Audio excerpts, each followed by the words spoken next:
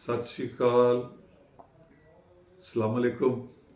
Aurangzeb bag साहब, सब तो पहले तो मैं तुहाडा शुक्रिया अदा करना चाहना कि तुसी अज 75 साल बाद विछड़े परिवारों नूं जिहड़ा मिलान दा काम कर रहे हो।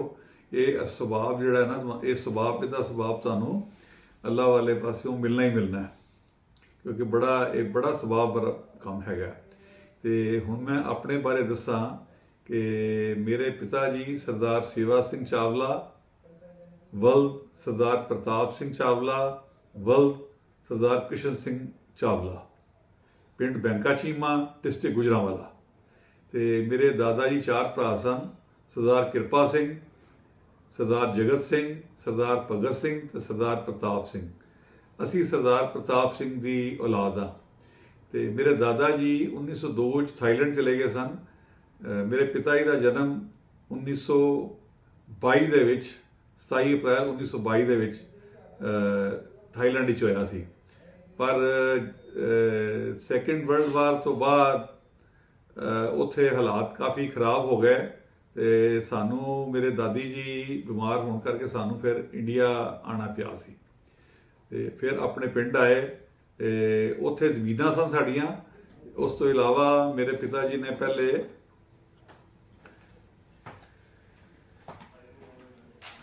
ਪਹਿਲੇ ਲਾਹੌਰ ਸ਼ਾਹਦਰਾ ਦੇ ਇੰਸਟੀਚਿਊਟ ਹੁੰਦਾ ਸੀ ਡਾਇੰਗ ਪ੍ਰਿੰਟਿੰਗ ਦਾ।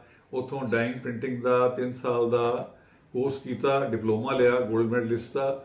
ਉਸ ਤੋਂ ਬਾਅਦ ਰਾਵਲਪਿੰਡੀ ਜਾ ਕੇ ਉਹ KD ਬੂਟਾ ਸਿੰਘ ਐਂਡ ਸੰਸ, ਕਰਨਦਈ ਬੂਟਾ ਸਿੰਘ ਐਂਡ ਸੰਸ ਹਿੰਦੁਸਤਾਨ ਦੀ ਸਭ ਤੋਂ ਵੱਡੀ ਟੈਂਟ ਬਣਾਉਣ ਵਾਲੀ ਫੈਕਟਰੀ ਸੀ, ਉੱਥੇ ਉਹ ਸਬ ਕੰਟਰੈਕਟਰ ਰਹੇ। ਪਰ ਪਿੰਡ ਨਾਲ ਉਹਨਾਂ ਦਾ ਆਣਾ ਜਾਣਾ ਰਿਹਾ ਤੇ ਪਿੰਡ ਨਾਲ ਉਹਨਾਂ ਦਾ ਪਿਆਰ ਮੁਹੱਬਤ ਕਦੀ ਖਤਮ ਨਹੀਂ ਹੋਇਆ।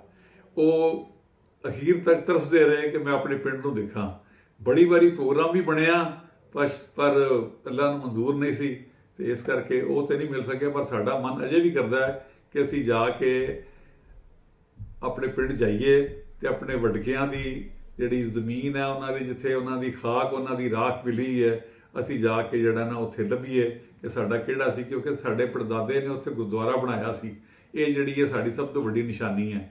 ਅਗਰ ਬਜ਼ੁਰਗ ਰਹਿ ਗਏ ਹੋਣ ਕੋਈ, ਉਹਨਾਂ ਨੂੰ ਸਾਡੇ ਪਰਿਵਾਰ ਬਾਰੇ ਪੁੱਛੋ ਕਿ ਚਾਵਲਾ ਪਰਿਵਾਰ ਜਿਹੜਾ ਉਹ ਮੈਂ ਸਮਝਦਾ ਜਿਹੜੇ ਕੋਈ 90-100 ਸਾਲ ਦੇ ਕਰੀਬ ਹੋਣਗੇ, ਉਹਨਾਂ ਨੂੰ ਜ਼ਰੂਰ ਪਤਾ ਹੋਏਗਾ।